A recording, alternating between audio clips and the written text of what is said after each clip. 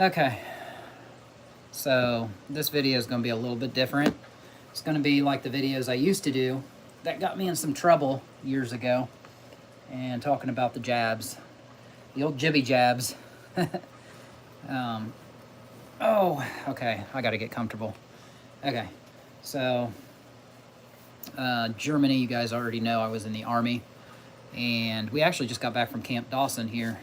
I got this shirt up here, and that's in the northern part of West Virginia. And actually, I just found out, Oakland, Maryland, there was a murder. A guy, 22 years old, just shot and murdered an elderly lady, 67. That's not really elderly to me. They said elderly in the photograph, but Oakland, Maryland is just miles across the border from where Camp Dawson is. I didn't realize it was that close to that military installation. And local news before I get into the jibby jab talk. We do have some alarming events that have been occurring here locally where I'm at in Parkersburg. I guess in Williamstown, that's the town. There's Parkersburg, then there's Vienna to the north, and then Williamstown before you hit Marietta, Ohio. And apparently there were some kids, I think ages 15 and 12, who were runaways after school today. They'd been missing since 3:30, so not sure where they are. They can't be far, but they somebody's hiding them out because nobody knows where they're at. It's kind of alarming. We did, when I was gone this weekend, Saturday this weekend, we had a 19-year-old woman from Clarksburg, West Virginia, who was residing in Parkersburg, shot and killed another man. It's crazy. So, I mean, I'm all for gun ownership, but my gosh, this is a little bit absurd right now with all the people that are just going haywire. But, and as you guys all know, we've got the Iran thing going on right now. Some of my coworkers were talking about that. What are my thoughts on that? Well, split. You already know I'm a conspiracy-minded person with a lot of things, and that's because I've watched so many videos over the years and done a lot of research.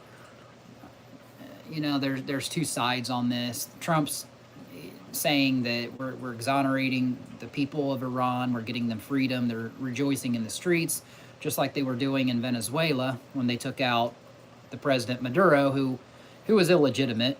So I get it. And, you know, there's one thing I like about this. It's that the war on drugs. We've never had a president actually try to fight the war on drugs.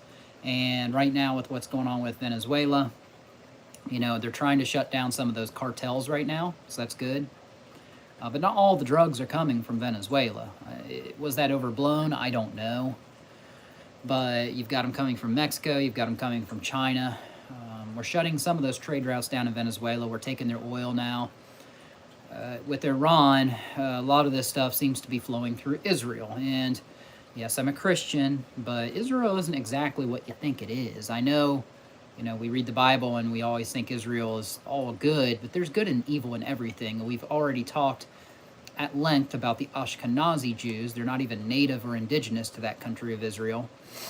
But there's a lot of bad going on right now, and you've been seeing that stuff since Charlie Kirk, when he was coming out and talking bad about Israel, and you know, that's when things started happening. So let's see here. So that's kind of what's going on locally. That's kind of what's going on internationally right now. Yeah, I'm a little split on the Iran stuff because Trump's saying we're liberating those people from their corrupt government, and I get that, and they're happy about that. But there's also been the talk about Agenda 2030 with Phil Schneider was talking about that, and you know, a lot of people have been talking about that. It kind of quelled and died down for years, specifically about the name Agenda 2030, but you know that the plan all along was that there would be a war with Iran, and got somebody checking into the chat. Hey, what's going on? I'm glad you're here. But yeah, so there's been talk a long time ago about when a war with Iran would go on, you know, that would be a harbinger of maybe end times. In the Bible, there's Ezekiel talks about it. I think Ezekiel chapter 8, I want to say, talks about it. There are a good few passages in there that talk about something like that regarding a war with Iran. But Israel's a player in this. Don't think that it isn't. So that's why you're hearing a lot about it right now. You're hearing a lot about the Epstein files. People were still coming out and finding things. And well, you know, to those of us who have been in the know of what has been in these files for years, we've known about human bodies getting cut up. The Rabbi Abe Finkelstein, he's an Ashkenazi Jew, came out and said, yeah, we're grinding up people and putting them in your hamburgers in McDonald's. And he said that for years. It's been all over the internet. And he said, you guys aren't believing us. He said, we're telling you that this is happening. He said, you're too stupid to believe us. And he calls us goyim over here. Goyim in Israel is the name for, like, I don't know, it's not a good name to be called, but, you know, they look down, those Ashkenazis look down on us, and there are some evil things like that going on. McDonald's, that's why they call it the Red Shoes Club. Their CEO just bit into a hamburger, and it looked like he was scared to bite into it. He barely even grazed the actual burger. He just ate the bun. So he was trying to promote the new Arch Burger, and people are making fun of him because you've got the CEO, and they're like, what happened to the good old commercials, you know? They used to be wholesome, but McDonald's is a very evil corporation. So I've stopped eating there years ago. I told you guys how I found a tooth sliver in a Daily Double. It might have been almost 3 years ago now. I think it was March of 23. So yeah, 3 years ago. It's hard to believe. And my friend threw it away. He just didn't know. I left it on the counter, and such a tiny little sliver, but it was shiny and glossy exterior. But the main topic here I want to get into is the jabs. And I came across something on X that my mom shared with me, and now it's got me all fired up. I was like, I've got to put a video out there. Was that 15% of us held the line and said, no, we're not taking these. We're not getting them. And I've talked about it several videos. I know in 2020, I was banned overnight on this platform for talking about it and showing the rodeos they were doing in the Army. And then I had to fight my way back just to get the base that we've got here. You know, trying to fight for the people, never making any money, ever. TikTok banned me. I'm on my 4th account with TikTok. I haven't had too many problems lately with TikTok. I haven't been putting as much conspiracy stuff on there, but over on this platform, it's always been a problem. I get a 3rd chance to resubmit for monetization. If it happens, it does. If it doesn't, oh well, I'm still here for you guys. And I won't shut my mouth about it either on some of this stuff. I've had friends die from it. I can't 100% say it was from that, but I've had Belinda Smith, Tanya Durenberger, I've had Jana Freeland, several friends who have gotten vaccinated, and they're all dead from it. So family, I had 2 of my younger brothers got it, and their wives talked them into it. They had very young children, and they were going to lose their jobs. On the Army, when I was in Graf, Germany, we had 4 people who, well, we had our company, our 221st Field Feeding Company of cooks, and there were 91 of us in there. And I know that because I worked in repairs and utilities, so I looked at the roster of everybody in there, and I would update that in the mornings. There were 91 of us in there. And 2 of us actually held firm and said no. There was a 3rd. He was from a different company. He was my good friend Phil. He's down in Tampa, Florida. He was in a different company, and he did refuse it as well. He got out of active duty. He said, this isn't for me. He said, I can't do this anymore. He said, if they're playing these games, and you guys know, a lot of people were phased out or voluntarily left. I was the very first one who put in religious exemption in the entire United States Army for this vaccine, because I did it before it happened. I knew what it was going to be, okay? My sergeant first class gave me hell. I told on myself to her because I started refusing the cotton swabs up the nose because they contain ethylene glycol on there. That's the #1 cancer causer in the history of the world. And I told her this. I said, I didn't show up for it because I'm not getting it. And she acted all nice to my face while she turned around to the commander, put me in for a Chapter 15, tried to get me, an Article 15, tried to get me chaptered out of the Army. That started a whole cavalcade of problems. She had a lawyer against me. I met up with a lawyer the day before I flew out. I was literally leaving to go home and PCS out of the Army. She had a lawyer there. I had a buddy in combatives.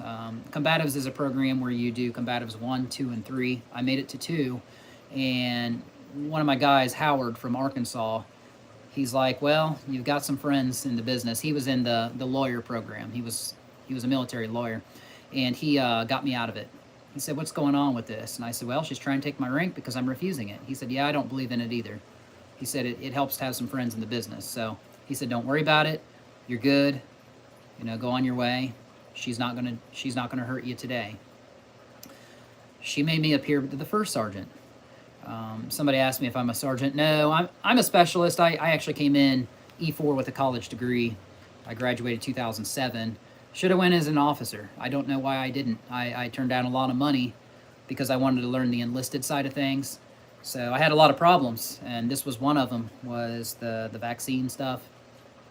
So since I put in religious exemption, I did that the right way. I was the very first one. As you guys know, after a while, they cut it off. There were so many people doing this that they just said, no more, we're inundated, we can't do anymore.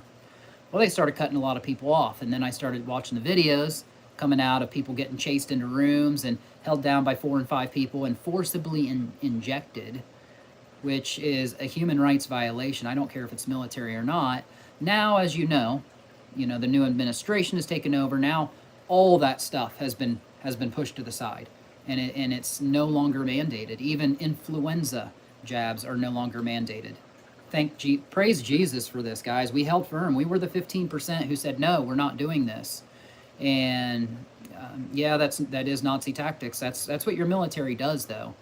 And for you guys who have not been in, they say only 1% of the nation serves their country in the military. And if you've never been in that kind of environment where you've got people screaming in your face, treating you enter as a volunteer. You don't have to do it, but you're taking that commitment to say, you know what, I'm volunteering to where if we go to war, I'll be that guy. I'll be that one to protect the freedom of everybody else at home. And I'm not asking for a pat on the back. I mean, some people, they do it for college benefits. Some people, they do it for, I don't know, whatever benefits that come with it. Maybe it's the VA 100% or whatever, I don't know. But some people, they do it to serve their country. I went in at 35, and I didn't want to live with that regret, say I've never served my country. I fought on that for about 3 years before I actually joined. But anyway, that was the problems I had. And let me go on and explain what happened in my unit as a result of these jabs. So my first sergeant was very conservative, and I've been blessed by God. I've had nothing but tremendous first sergeants. Even right now, my current first sergeant, he's 62. He's getting phased out because of age. Once you hit 62, all military branches push you out. They look at you as too old. I'm 42 right now. He's got 20 years on me. And we had National Guard recruiters come and talk to us. And they don't really seem to want me because I'm 42 years old. That's really kind of the age where they don't really tend to want people unless you're like hot for war or something. But my former unit in Germany, in Graf, we had 4 people who had effects from these things. And one of them was my current first sergeant. And he talked to me when my sergeant first class was against me, the E7, and she tried to get my rank taken from me. You wear your rank on your center chest. And, I went in there and I talked to him, and he said, he said, you remind me of my dad. He said, my dad had 11 Article 15s. And he said, you know why he did that? And I said, no, First Sergeant. And he said, well, it's because he knew better. He said he was smarter than them. He said he was too smart for military service. And he said, that's what you are. He said, you just know things. He said, if I had known that, I wouldn't have gotten it. He had a mild heart attack, and he almost had his company commander, rush him to the hospital when he was taking a shower. He had a mild heart attack. He said, I laid down and I got to feeling better, but we had a 30-year-old by the name of Marquez. He was a specialist like me. He was in the barracks. He was one wall over from me, and I begged and I pleaded. I said, Marquez, I said, whatever you do, please, please, please do not get this. I said, I'm a strong proponent and believer that they are going to be damaging to our health. And you could see he was on the fence. Like, he kind of believed me, but once they came out and they were doing the rodeos and they said, hey, they said, you're going to have to wear the masks if you don't get it. You're not going to be allowed to travel. You're going to have to wear the masks at your job, and you may have to be pulled out 2 weeks for a quarantine camp. Well, Like I said, there were only 2 of us out of 91 who stood firm. A third one was from a different company. That was my friend Phil Marcel. So that was it. I had 4 or 5 other guys who were on the fence, and I tried really hard. And they were standing pretty firm for a while. They refused, and you have to understand they probably did about between 10 and 15 different rodeos. They just kept pushing them out. They said, well, if you don't go this time and you don't go this time, we're going to get you eventually. And they kept pressuring people. And eventually they would succumb to it. Now, like I said, there were only 4 people who had mild heart attacks. Some were worse than others. Marquez, he was from New York, 30 years old, and he was crying. This guy was literally in tears, dude. Crying multiple times because he was having heart attacks at night when he was laying down and sleeping in the bed. And he said, I don't understand what's going on. And I said, well, is it from the jab? And he said, I'm not allowed to talk about it. They put so much pressure on him that he literally could not talk about what was causing him heart attacks. Even though I said, Marquez, I said, hello, I said, I tried to tell you. I said, you didn't listen to me, dude. I said, I tried to save your life. Well, I PCS'd. It means I got out. September 21. The next year, during warm weather, he took a dive down in the Graf swimming pool sometime during that summer, and he didn't come back up. The lifeguard pulled him up, and he was momentarily dead. They rushed him to the hospital, and they resuscitated him, brought him back to life. So far as I know, he's alive today. But I haven't talked to him in a good four years, so I don't know if he's still having problems. But that was the worst of it. Like I said, our first sergeant at the time, he had a mild heart attack. And then I had 2 other guys. They were both sergeants. They were both E5s. They were having heart attacks. And they said, well, please don't tell anybody. We don't want to get in trouble. But I want you to know you were right. They said we were having heart attacks. And one guy was a little worse than the other. Sergeant Mironenko, he was originally from Russia. He said, I agree with everything you're saying on your channel. He said, I respect it. I follow it. I watched some of your videos. He said, don't tell anybody in the unit. But he said, you're right. And he said, I wish I wouldn't have gotten it.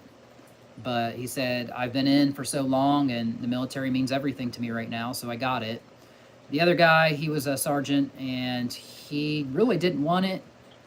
And he told me I was right. He's like, man, I wish I would have listened to you. But it is what it is, So how many people do you know who have suffered from this? Do you know people who have been dead who did get this? I have friends. Thank God I don't have family who's passed away from it. So that's the soapbox I wanted to stand on. When I talked about it, they had banned my channel. I had 149 subscribers. Most of them were military people. Gone. Poof, overnight, 5 hours later. After that, I haven't talked about it so much, even though I don't make money on it. I just want to come out there and say, hey, you know what? If you didn't get it, you're one of the 15%. So congratulations. And that's really all I have to say about it. There are other health things coming out right now. Like I said, I talked about McDonald's. Avoid their meat products. Avoid Kentucky Fried Chicken. You guys remember those commercials? Last year they came out. They were like satanic.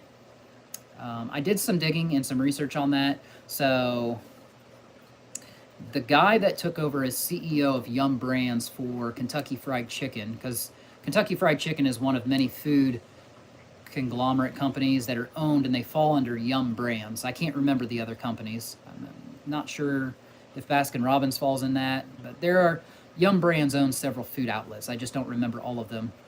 But that CEO that took over that company, he was an Ashkenazi Jew, and he was the brother of the husband of Chelsea Clinton. So if that means anything to you. Those were very satanic commercials. You remember the young man got dipped in the gravy, the lake of gravy, and they dipped him down. He came up as a fried chicken. And you know what I got from that commercial? I was like, well, they're putting people in food products. And then I got to thinking, I was like, how could they put people into Kentucky Fried Chicken? I don't know if that's even possible, but But McDonald's, they have been doing it, and the Rabbi Abe Finkelstein, who is an Ashkenazi Jew, has been saying it for years. All you have to do is look it up. You'll find it on TikTok. You'll find it on YouTube. You'll find it on the internet. You know, you'll hear, and it's multiple clips. It's not just one clip. So that's pretty much on that. I will say Girl Scout cookies are, please, please, please avoid Girl Scout cookies. I don't care what you know, what Girl Scouts come to your front door and say, hey, can you please buy these? Say, I'm sorry, you are selling something that contains 100% contain glyphosate, 87% contain aluminum, or 88% contain aluminum, and I think it was 87% contain lead. So, yeah, heavy metals, glyphosate, and lead. We don't need that in Girl Scout cookies. Walmart sells them. They're in their cookie aisle. Don't buy them. So there's a lot of health things to avoid. You guys know this. You know, who was the guy that said you will eat the bugs in your yogurt, in your ice cream, and all the dairy products they're putting bugs in. Now we're finding out it's not just dairy products. Now we're finding out Cheetos. What other products have bugs in them? M&Ms, almond M&Ms. Somebody cut into almond M&Ms, and when they split it open, the actual almond, there was a little grub in there. Nah, bro, no. We can't be doing that anymore. So be very vigilant. These matrix foods, man, they're not here to help you live healthy lives. You've got to avoid them. That's why we grow our own garden of produce. But now they're spraying our skies with heavy metals, and Florida is now pushing out legislation trying to stop it again. They did it last October, and it stopped for, what, 2 weeks? And then they were spraying their skies again. You know, it's happening out here in West Virginia. It's happening out, my parents said, in Indiana. When is it going to stop? When are we going to get everybody on board? These people that are flying these jets, they are single men with no children. And the reason they recruit those types of people is because they have no commitment and they want that money. They're throwing lots and lots of cash at these guys to fly these jets. We've seen jets spraying the chemicals out the back before they even took off in the air. It was a malfunction. So we know it's not right. We know it's real. You know, the jets that are up there, I took a video this week at Camp Dawson where there was 2 jets, and one had the contrail was evaporating real quickly, and the other one was staying and lingering in the sky. So obviously they're not all putting the same things out there. We know this. It's just nobody's stopping it. We have a couple guys trying to introduce legislation, trying to stop this, but nothing really is working. Even in Florida, they're still doing it. So what do we do to put an end to this? When are we going to stand up? Hard times call for tough men, as the saying goes. So when are tough men going to demand justice? Why do private civilians have to go out and find people who are missing and murdered? Because all too often our law enforcement agencies can't get the job done. You know, that shouldn't fall on the general public. I mean, it's great, don't get me wrong. Crime watch neighborhoods all over, but we need people who will actually stand up and make a difference, and that's what we're trying to do. But when it comes to our government, how much do we trust it right now? You know, some people you trust more than others, but where does it begin? Where does it end? You've got human trafficking going on with Jeffrey Epstein, and Ghislaine Maxwell's not even in prison. It's a body switch double. You can tell it's not her. You know, people are coming out there now and saying Jim Carrey. It's not the real Jim Carrey. And it doesn't look, he could have had work done on his face. His nose isn't the same. His eyebrows are thinned out. It might very well be a different person. I don't know. But right now, the important stuff is that they've been doing body clones. I mean, Biden, we all knew President Biden wasn't the real Biden. His heights changed. His earlobes were connected, then they weren't. One day he was cognizant, the other day he was rambling incoherently. We knew it wasn't the real him. So they've been doing stuff like this for a long time. But, you know, like I said, Ghislaine Maxwell, that's a body switch. She's not in, so if she's not in, where's she at? Jeffrey Epstein was rumored to have been lowered out the window. He wasn't murdered in that cell. Some people think he was. Most people are on board now. They don't really think he was. You know, we've got Erica Kirk. She's evil. Ran that Romanian Angels Harbor ministry where kids were literally getting human trafficked. I want you guys to understand right now with Allie Carter, if you've looked into her story at all, she came out and said, the guy who made The Sound of Freedom, that human trafficking movie that you all saw, I saw it in theaters, 2 years ago? The guy who produced that movie, The Sound of Freedom, was actually a human trafficker himself, and he collected all that money. All the people who bought those movie tickets, he literally was in human trafficking. He wasn't out to stop it like he made himself out to be. Look that up. It's out there. Allie Carter talks about it. There's a lot of corruption going on right now, and it's, you know, the rug has been pulled out from under our feet on all this stuff. But, you know, the more videos we watch, the more digging we do, we find out our government agencies have let us down. You know, a lot of these guys were never dead. I don't know. Where do we go from here? When Sean Combs gets out of prison in 4 years, guys, less than that now, 2 years. His sentence was 4 years. The date has just been moved up another month. He gets out April 25th of 2028 when P. Diddy gets out of prison. He was only charged for one crime. The grand jury got him off the other 2 charges. How is a man who has all these accusers, we're talking about thousands of accusers, and he only had 3 charges, and he only got charged for one of them for 4 years, and the date's now been moved up? Elaine Maxwell's probably not even in prison, so what's going on? Where is justice?